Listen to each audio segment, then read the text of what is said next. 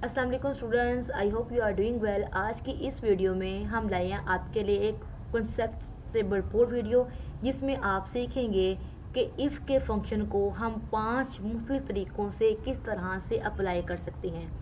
तो इफ़ के फंक्शन को अप्लाई करने के लिए हमने जो डाटा सेट चूज़ किया है वो है एम्प्लॉय परफॉर्मेंस डाटा सेट, ठीक है।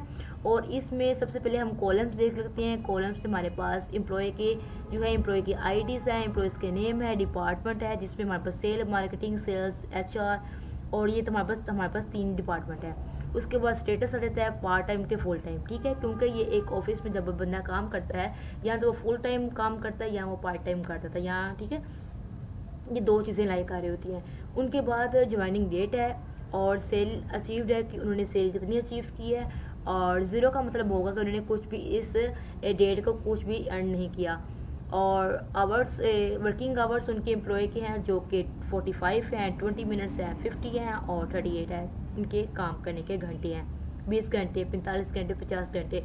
और इसके बाद इनकी बिहार पर इनकी रेटिंग है, कुछ रेटिंग असाइन की गई है। अब हमने देखना ये कि एक फंक्शन को हम इस data set, real time data set है ये वाला, हम किस तरह इस फंक्शन को 5 डिफरेंट तरीक़ों से अप्लाई कर सकती हैं। तो अब हम सबसे पहले देखेंगे कि सिंपल इफ फंक्शन, ठीक है, जिसमें हम देखेंगे रिजल्ट, देखेंगे किसकी बिहार पर, रेटिंग की बिहार पर, पास या फेल देखेंगे रिजल्ट। हम देखेंगे अगर हमारे पास एम्प्लॉय की रेटिंग ग्रेटर देन होगी ना 60 से, तो एम्प्लॉय की रेटिंग अगर ग्रेटर देन 60 से होगी तो हम उसको पास कंसिडर करेंगे, अदरवाइज हम उसको फेल कंसिडर करेंगे। तो स्टार्ट करते हैं। यहाँ पर मैं लिखूँगी इक्वल और इफ़ लिखूँगी। जब मैं इफ़ को भी लिखती हूँ तो मेरे पास 4 फंक्शन जो है वो आउटपुट पे मुझे शो हो रहे हैं, if error, if N A और इफ्स फंक्शन। हम इसको फर्दर बारी बारी इसको डिस्कस करेंगे लेकिन अपने आने वाली वीडियो में। तो आज हम जिसकी बात करने वाले वो ओनली इफ़ फंक्शन की बात करेंगे। डबल क्लिक करेंगे। अब यहाँ पे वो बता रहे हैं कि भाई आपने इफ़ फंक्शन तो अप्लाई कर दिया, लेकिन अब आपने लॉजिकल, आपका लॉजिकल टेस्ट, आप किस लॉजिक की बेस पर आप इसको टेस्ट को अप्लाई करना चाह रहे हैं। तो मेरी लॉजिक ये है, मैं यहाँ पे कह रही हूँ कि मेरे पास सबसे पहले मैं करने के लिए मैं व्यू पे जाती हूँ, और व्यू पे जाने के बाद जस्ट वेट कीजिएगा, और जस्ट वेट। यहाँ पर सबसे पहले मैं क्या करूँगी, व्यू पे जाऊँगी और फार्मूला बार को, मेरे पास फार्मूला बार एक्टिव नहीं हो रही है, यहाँ पे जाऊँगी और यहाँ से फार्मूला बार को मैं लेके आऊँगी। ओके, चलिए अब मैं स्टार्ट करती हूँ। यहाँ पर मैं लिखूँगी इक्वल, इक्वल लिखने के बाद इफ़ लिखा और इफ़ को मैंने डबल क्लिक कर दिया। लॉजिकल टेस्ट मैंने बताना है, मैंने उसको बताना है लॉजिकल टेस्ट। मेरे पास सिर्फ मेरे पास कॉलम नंबर शो नहीं हो रहे हैं, तो इसके लिए मुझे अगेन जाना पड़ेगा व्यू में, और यहाँ पे मुझे हेडिंग्स को लेना पड़ेगा और फार्मूला बार को डिस्क्लोज करना पड़ेगा। Okay, again equal and if लिखूँगी और इफ़ फर्स्ट वाली फंक्शन को मैं डबल क्लिक करूँगी। डबल क्लिक करने के बाद इसको मैंने लॉजिकल जो टेस्ट बताना है वो मैंने बताना है एज, और ये किस रो में है, रो नंबर 3 है। मैंने बताना है कि अगर मेरे पास ये जो फंक्शन H3 जो है, अगर मेरे पास होगा ग्रेटर देन 60, ठीक है, मेरे पास इसको मैं लॉजिकल टेस्ट बताया कि आपने इसकी बेस पर टेस्ट करना है, तो कोमा लगा दो। अगर तो ये मेरा ये जो टेस्ट है ग्रेटर देन होगा 60 से, तो तुम इसको क्या करो, इसको कंसिडर कर दो कि ये बंदा हमारे पास जो है एम्प्लॉय है वो हम पास है, ठीक है। अदरवाइज वैल्यू ई फॉल्स, अगर ये फॉल्स कर गई तो आपने शो करना है कि ये बंदा फेल है, FAI है। इसको मैंने शिफ्ट और जीरो लगा के ब्रैकेट कर दी क्रॉस, और इसको मैंने एंटर कर दिया। अब आप देख सकते हैं मेरे पास पास आ गया, और अगर मैं इसको ड्रैग आउट करूँगी तो अब आप देखेंगे pass fail, pass fail, pass fail, pass fail, done हो गई। अब मैंने इसको करना है हाईलाइट, जिसको मैं कर सकती हूँ पास को। तो मैं होम पे जाऊँगी, होम पे जाने के बाद कंडीशनल फॉर्मेटिंग, यहाँ से मैं क्या कर लेती हूँ, इक्वल टू का रूल कर देती हूँ। अगर मुझे चाहिए यहाँ पर पास, नहीं मुझे चाहिए यहाँ पर फेल, जो जो बस फेल है ना मुझे उनको हाईलाइट कर दो, ठीक है। ये निकम्मे स्टूडेंट, ये निकम्मे हैं एम्प्लॉय इस ऑफिस के लिहाज से। चल, उसके बाद हमने देखना है कि इफ़ की कंडीशन को नेस्टेड इफ़ के साथ हमने इफ़ का फंक्शन अप्लाई करेंगे, जिसमें हम ग्रेडिंग सिस्टम देखेंगे। अब हमने ग्रेडिंग सिस्टम देखना है कि अगर इसकी जो रेटिंग है, रेटिंग की बिहाफ पे देखेंगे। अगर जो रेटिंग हमारे पास 80+ चल जाएगी उस एम्प्लॉय को हम ए ग्रेड देंगे। आप इस डाटा सेट को, आप इफ़ के फंक्शन को स्टूडेंट के डाटा सेट में भी अप्लाई कर सकते हैं। मिसाल के तौर पर अगर क्लास में आपके स्टूडेंट्स हैं, एक स्कूल का आपने डाटा लेना है, क्लास का डाटा लेना है, तो उसमें हम क्लास के जो एग्ज़ाम्स मार्क्स जो हैं उसमें हम ग्रेडिंग करते हैं। तो अगर तो आपके पास, टीचर के पास लैपटॉप होगा तो वो इस फंक्शन को अप्लाई करेगी और एक क्लिक के साथ उसमें क्या आ जाएगा, तमाम स्टूडेंट्स की ग्रेडिंग आ जाएगी, एक स्टूडेंट के तमाम सब्जेक्ट की ग्रेडिंग आ जाएगी। तो उसके लिए हम क्या करेंगे, यहाँ पर लिखेंगे इक्वल लगाएंगे। इक्वल लगाने के बाद हम लिखेंगे इफ़, ठीक है, इफ़ लगाएंगे, इज़ लगा दिया मैंने, यहाँ पे लिखना है इफ़ को मैंने डबल क्लिक करना है। डबल क्लिक करने के बाद लॉजिक मैंने इसको बताने कि किस की बेस पर तुम इसको टेस्ट करो। मैंने अगेन इसको ये बता दिया कि मेरे पास रेटिंग ही है, ठीक है। अगर तो ये रेटिंग मेरे पास ग्रेटर करती है 80 से, ठीक है, बस तो तुम इसको शो कर दो कि ये इस एम्प्लॉय का जो ग्रेड है वो ए है। ओके, अगेन मैंने इफ़ की कंडीशन लगानी है तो मैं फिर अगेन लिखती हूँ इफ़ की मैंने फंक्शन की अगेन लगा दी। इसको मैं डबल क्लिक करूँगी। डबल क्लिक करने के बाद मैंने इसको अगेन बता दिया कि ये मेरे पास रेटिंग है। अगर तो ये रेटिंग ग्रेटर है 60 से, तो भाई तुम क्या करो, तुम इसकी ग्रेड शो कर दो भी। ओके, इसको मैंने कर दिया। क्लोज करने के बाद हम जाएंगे, अदरवाइज वो बता रहा है कि अदरवाइज वैल्यू इज़ फॉल। अगर ये दोनों फॉल्स कर देती हैं, ट्रू नहीं होती, तो भाई अगर ये ठीक नहीं होती तो तुम ऐसे करो, तो तुम अगले बंदे का जो, उस बंदे का जो होगा ना ग्रेड, तुम सी शो कर देना। ओके, मैंने शिफ्ट और ज़ीरो के साथ ब्रैकेट कर दिया है। क्लोज, और क्लोज करने के बाद अब आप देखिएगा इसको डबल क्लोज करना है। चलिए, एंटर किया तो मेरे पास इसकी ग्रेडिंग आ गई। अब मैं इसको ड्रैग आउट करूँगी लास्ट तक, तो अब आप देखिएगा मेरे पास तमाम जो हैं ग्रेड वाले वो मेरे पास मुझे मिल गए हैं। इसमें जो फेल है उनका ग्रेड सी है, जो फेल है ग्रेड सी है, सी। और यहाँ से भी अगर मैंने इसको सी वाले को हाईलाइट करना है तो अगेन मैं जाऊँगी कंडीशनल फॉर्मेटिंग पे, और यहाँ पे मैं इक्वल लगाने के बाद, इक्वल के बाद यहाँ पे इसको हाईलाइट कर दूँगी सी। ओके, तो जी मेरे पास ये आगे ये ले सी ग्रेड के साथ मैंने डाटा को एनालाइज कर दिया है। अब मैंने देखना है इफ़ का फंक्शन विद टेक्स्ट। मैंने इफ़ का फंक्शन इस्तेमाल करना है टेक्स्ट के साथ। मैं टेक्स्ट के साथ किस तरह यूज़ कर सकती हूँ, तो मैंने इसको लिए देखूँगी फुल टाइम एलिजिबिलिटी। मैं स्टेटस के ऊपर, हमारे पास टेक्स्ट में है सारा फंक्शन, मैं इस टेक्स्ट वाले फंक्शन के ऊपर इफ़ का फंक्शन अप्लाई करूँगी। इस स्टेटस वाले कॉलम के ऊपर इफ़ का फंक्शन अप्लाई करूँगी कि अगर मेरे पास एम्प्लॉय फुल टाइम में वो आ रहा है तो वो मेरे पास एलिजिबल शो हो जाए, ठीक है। अगर तो वो पार्ट टाइम के लिए मेरे पास काम कर रहा है ऑफिस के अंदर, तो वो शो हो जाए ए नॉट एलिजिबल। अब मैंने इसको शो करवाने के लिए, इसकी आउटपुट निकालने के लिए मैं यहाँ पे लिखूँगी इक्वल। इफ़ लिखने के बाद इसको मैंने फर्स्ट वाले को डबल क्लिक किया। डबल क्लिक करने के बाद अब मैंने देखना है कि मेरे पास स्टेटस यहाँ पे आ रहा है। मैंने फुल टाइम बता दिया कि भाई तुमने इस वाले सेल की बिहाफ पर तुमने टेस्ट करना है। अगर तो ये मेरे पास फुल टाइम जो है, ये D3 जो मेरे पास सेल जो है, ये वाला सेल अगर इक्वल हुआ फुल टाइम के, फुल टाइम, तो भाई तुम इसको शो कर दो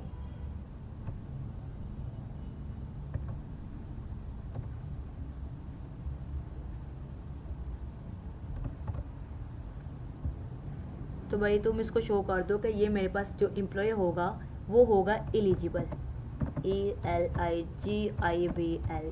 ओके, अदरवाइज अगर तो मेरे पास पार्ट टाइम में कोई एम्प्लॉय आएगा तो वो उसको शो कर दो नॉट एलिजिबल, नॉट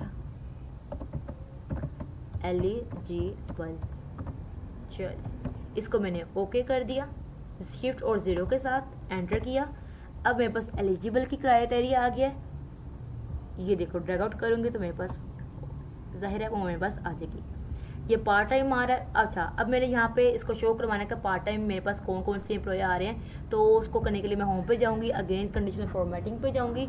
फॉर्मेटिंग पे जाने के बाद यहाँ पे मैंने इक्वल किया और इक्वल में मैंने शो कर दिया नॉट एलिजिबल, नॉट एलिजिबल, ठीक है, ये मेरे पास नॉट एलिजिबल है। तो साथ साथ मैं इसको वो कंडीशनल फॉर्मेटिंग के साथ भी एनालाइज कर रही हूँ ताकि बच्चों को आपको सीखने में आसानी हो जाए। अब मैं इफ़ का फंक्शन अप्लाई करूँगी डेट के साथ। अगर किसी डाटा में आपको डेट मिल जाती है और आप इफ़ का फंक्शन अप्लाई करना नहीं आ रहा, तो आप इस वाले वीडियो को देखेंगे कि हम ये डेट वाले कॉलम में इफ़ का फंक्शन किस तरह से अप्लाई कर सकते हैं। तो इसके लिए मैं देखना चाहती हूँ डेट मेरे पास ज्वाइनिंग डेट है। अगर तो कोई एम्प्लॉय मेरे पास 180 दिन से ज़्यादा पहले का हुआ ना, तो वो मेरे पास से वो शो कर देगा कि ये आपका ओल्ड एम्प्लॉय है। अगर तो वो मेरा एम्प्लॉय जो है वो 180 दिन से कम का हुआ, डेट दिनों का हुआ, तो इट्स मीन वो जो है वो एक न्यू एम्प्लॉय है। तो इसकी बिहाफ पर मैं इसका फंक्शन अप्लाई कर सकती हूँ। सबसे पहले मैं इसको क्या करूँगी, अपनी स्क्रीन को इंक्रीज़ कर दिया। इंक्रीज़ करने के बाद यहाँ पर मैंने यहाँ पर आई और यहाँ से मैंने इसको इस तरह से कर दिया। ज्वाइनिंग डेट तो छुप गई है। चले, अब मैंने करना है इक्वल करने के बाद इफ़ का फंक्शन अप्लाई करूँगी। यहाँ पे मैं इसको डबल क्लिक करूँगी। डबल क्लिक करने के बाद लॉजिक, भाई आप तुमने मुझे लॉजिक बतानी है। सबसे पहले लॉजिक मैंने उसको देनी है कि भाई इफ़ अगर तो मेरे पास कोई एम्प्लॉय जो है वो टुडे, मतलब आज की डेट को सबसे पहले मैं माइनस करूँगी। माइनस मैंने करना है, इसकी बिहाफ पर मैंने इसको माइनस करना है। मैंने इसको इसकी बिहाफ पर माइनस करना है कि टुडे, ये मेरे पास जो डेट है, आज के दिन की जो डेट है, इसको माइनस करो इस डेट ज्वाइनिंग डेट के साथ माइनस करो। अगर तो माइनस करने के बाद ये ग्रेटर देन आती है 180 डेज के साथ, ठीक है, तो भाई तुम इसको शो कर दो कि ये मेरा क्या है, ओल्ड एम्प्लॉय है। OLD, old employ, PLOY। Otherwise तुम इसको शो कर दो कि ये मेरे पास एक न्यू एम्प्लॉय है, क्योंकि समटाइम हमें पता नहीं चलता जब एक इतनी बड़ी कंपनी में एम्प्लॉय काम कर रहे हो कि कौन सा एम्प्लॉय न्यू है, कौन सा वो ओल्ड है। तो उसको देखने के लिए हम इफ़ का फंक्शन अप्लाई करते हैं, EMPLOY। तो इसको शिफ्ट और ज़ीरो के साथ ब्रैकेट मैंने कर दिया क्लोज, और क्लोज करने के बाद मैंने एंटर कर दिए। इसमें कुछ कह रहा है भाई आपका कुछ एरर है, नहीं है, चलो ओके, अच्छी बात है। अब मैं इसको यहाँ तक लास्ट तक ड्रैग आउट करना है जहाँ तक मेरे पास डाटा है। तो ये देखिए ओल्ड एम्प्लॉय, ये तो सारा कुछ ओल्ड एम्प्लॉय कर रहा है। नो नो नो नो, देखा ना कुछ प्रॉब्लम आ रही है। अगर तो मेरे पास ये करने पर 80 ग्रेटर देन 80 है तो ओल्ड एम्प्लॉय होगा, अदरवाइज मेरे पास न्यू एम्प्लॉय शो करेगा। इसका मतलब ये सारे मेरे पास ओल्ड एम्प्लॉय हैं, मेरे पास कोई इसमें न्यू एम्प्लॉय नहीं है। इसको मुझे स्क्रीन स्मॉल करके देखना पड़ेगा जी।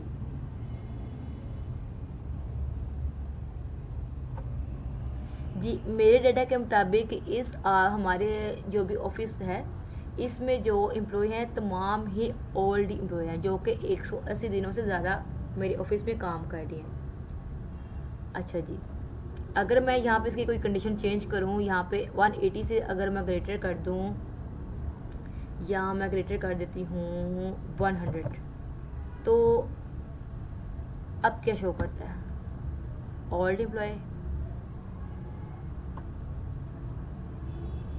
अगर मैं यहाँ पे इसको 50 शो करवा दूँ,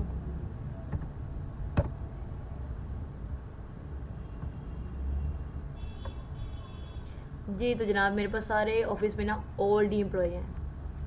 अच्छा जी, अब मैंने क्योंकि यहाँ पे मेरे पास एक जनवरी से लेकर दिसंबर तक का ये डाटा है और इसके बिहाफ पर हमने ये चीज़ को इस चीज़ का आउटपुट निकाला है। अब मैंने इफ़ का फंक्शन अप्लाई करना है, इफ़ एंड फंक्शन। इफ़ का फंक्शन अगर हमने अप्लाई करना और उसके साथ हमें एक और भी फंक्शन अप्लाई करना पड़ जाए, एंड, मतलब कि एक ही डाटा के ऊपर इफ़ का हमने एंड के साथ अप्लाई करना है, मतलब कि दो हमारे पास कोई भी कॉलम हो सकते हैं। ये हमारे पास सेल है, सेल का ये कॉलम है, और ये मेरे पास आवर वर्किंग है। तो मैं इन दोनों की बिहाफ पर इफ़ का फंक्शन अप्लाई करके आपको आउटपुट दिखाना चाहूँगी कि अगर मेरे पास सेल जो होगी 5000 से ग्रेटर होगी और वर्किंग आवर 45 से ग्रेटर तो होंगे ना, तो भाई तुम उस एम्प्लॉय को शो कर दो कि ये हाई परफॉर्मेंस है इस एम्प्लॉय की, ठीक है। जैसे कि अली खान की जो परफॉर्मेंस है वो हाई है, तो मैं इसको शो करवाने के लिए आउटपुट निकालने का मैं लिखूँगी इक्वल, इफ़ लिखूँगी। इफ़ को मैंने डबल क्लिक करना है, डबल क्लिक करने के लिए लॉजिकल टेस्ट, सबसे पहले मैं क्या करूँगी, मैंने क्योंकि दो फंक्शन को, दो कॉलम्स को इसमें करना है, तो मैंने यहाँ पे सबसे पहले लिखना है एंड का फंक्शन मैंने अप्लाई करना है। तो एंड के लिए वो बता रहा है कभी लॉजिक नंबर 1 और लॉजिक नंबर 2। सबसे पहले तो हमें इसको लॉजिक एक पहले देनी पड़ेगी। पहली लॉजिक ये है कि भाई ये मेरे पास F3 है, सेल 1 है। अगर तो ये सेल ग्रेटर देन होगी 5000 से, ठीक है, और मेरे पास जो वर्किंग आवर है वो ग्रेटर होंगे 45 घंटों से, ग्रेटर होंगे और इक्वल टू, मैं इसको कर देती हूँ, ग्रेटर और इक्वल टू 5000 से ग्रेटर और इक्वल टू, इसको मैं इक्वल आने देती हूँ और उसका इक्वल लगा लेती हूँ, ठीक है। तो भाई ये मेरे पास एंड लग गया, ठीक है। एंड लगाने के लिए मैंने दो कॉलम को यूज़ किया, एक सेल्स वाले कॉलम को और एक वर्किंग आवर्स को। यहाँ पे मैंने लॉजिकल टेस्ट अप्लाई कर दिया, ये मेरे पास ये कंडीशन लग गई है। अब मैंने इफ़ का बताना है कि भाई अगर ये दोनों इन दोनों में लग गया है तो भाई इफ़, तो फिर तुम क्या शो करो, तुम शो कर दो कोई हाई परफॉर्मेंस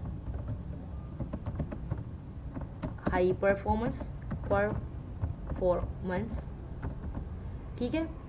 अगर तो ये कंडीशन ट्रू है तो हाई परफॉर्मेंस शो कर दो, अदरवाइज तुम शो कर दो नीड इम्प्रूवमेंट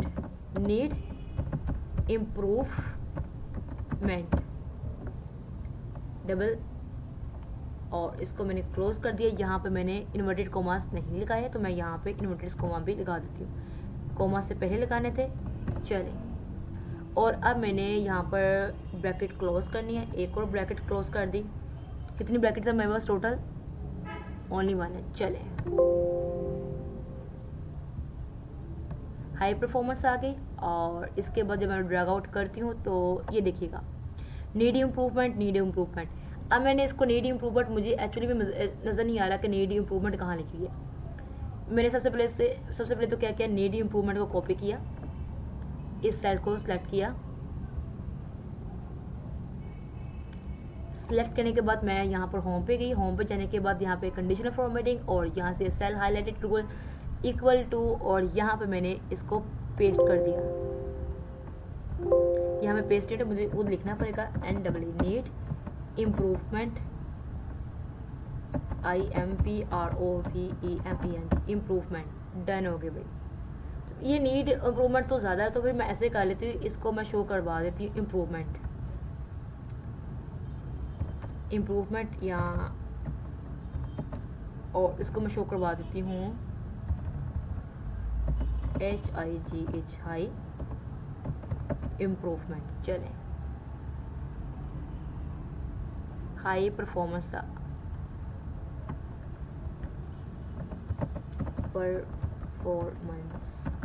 चल,